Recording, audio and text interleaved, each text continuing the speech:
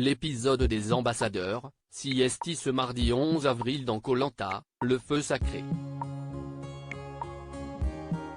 Incapables de se mettre d'accord pour éliminer un aventurier, Grace et Quentin sont allés à la boule noire.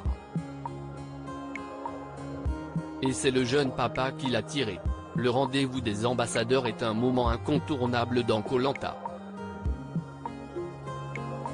Il s'agit du point de départ de la réunification, qui permet aux équipes rouges et jaunes de se réunir sous une seule et même bannière, la blanche. Mais avant que les aventuriers ne se retrouvent sur leur île et jouent enfin en solo, deux candidats ont une mission de la plus haute importance. Ils sont désignés ambassadeurs par leur équipe respective et ont pour mission de convaincre leur adversaire d'éliminer un aventurier. S'ils ne parviennent pas à se mettre d'accord, Denis Brognard est alors obligé de procéder à un tirage au sort.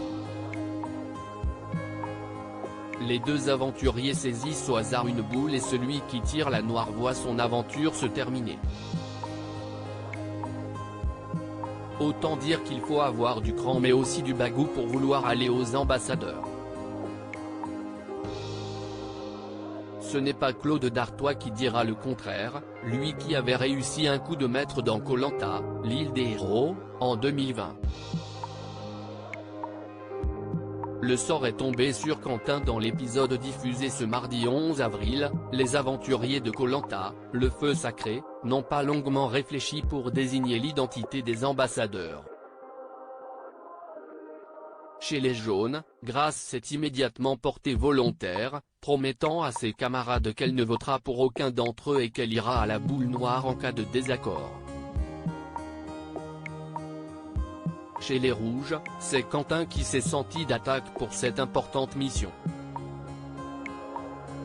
Remonté comme une horloge, l'aventurier a promis à ses camarades qu'il n'a rien à perdre et qu'il ira également à la boule noire car il ne compte éliminer aucun des rouges. Avant de partir à son rendez-vous, Quentin a confié son collier d'immunité à Frédéric, conscient qu'il pourrait bien ne pas revenir dans le jeu. Une fois qu'ils ont été l'un face à l'autre, Grace et Quentin ont eu beaucoup de mal à s'entendre. Pour l'aventurière, il fallait éliminer Esteban ou Anne-Sophie des rouges. Tandis que celui qui a survécu à un coup de cutter ne jurait que par Tania. Face à cette impasse, les deux ambassadeurs n'ont pas eu d'autre choix que d'aller à la boule noire. Et c'est sur Quentin que s'est abattue la fameuse épée de Damoclès.